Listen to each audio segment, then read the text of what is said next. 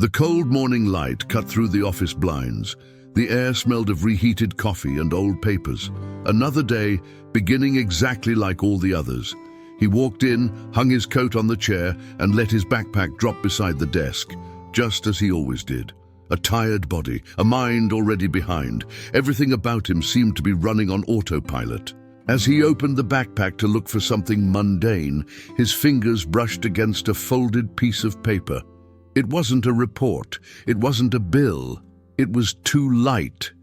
He opened it. A simple drawing, childlike, crooked lines, colors out of place, a father leaving, a little boy standing in the doorway, a small tear on the child's face, and 2 words written with effort, almost trembling, "I miss you." The world around him went silent. The keyboard stopped making sense. The clock seemed to forget how to move. There, in that small piece of paper, was something he hadn't been able to see for months, maybe years. He had always been physically present, but in that moment, he realized how absent he had been, where it mattered most. It didn't happen all at once. It never does. At first, he believed it was all temporary, extra hours today for a calmer tomorrow, long meetings now to ensure security later.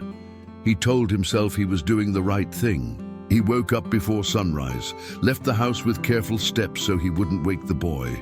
At night, he came home when the house was already tired and always said, "Tomorrow I'll play with you, son.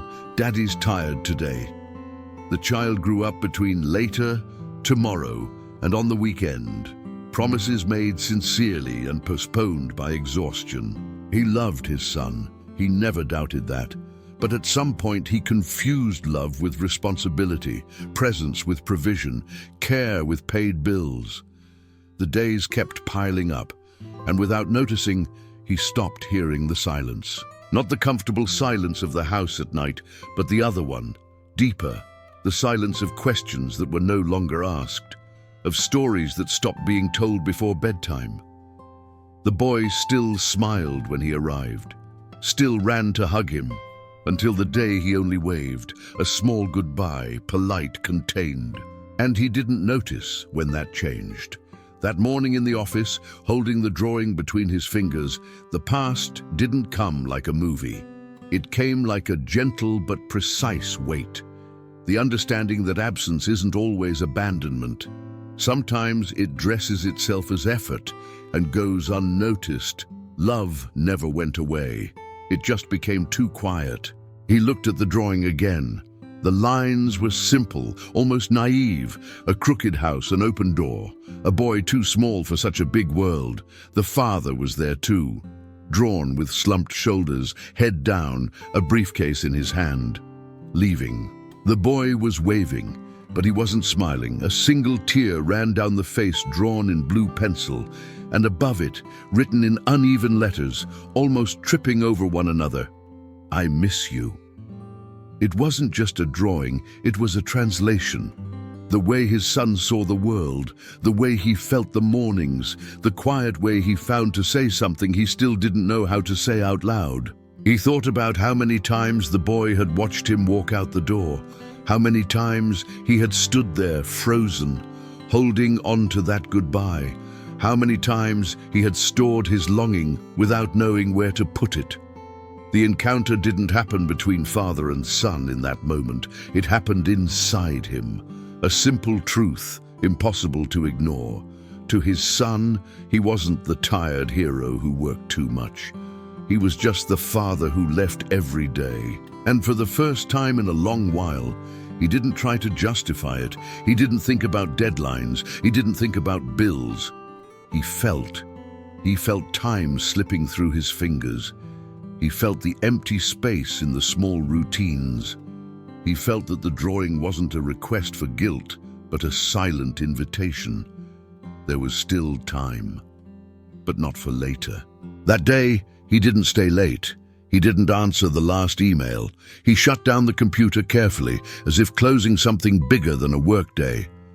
On the way home, the folded drawing rested in his coat pocket, not as a weight, but as a living reminder.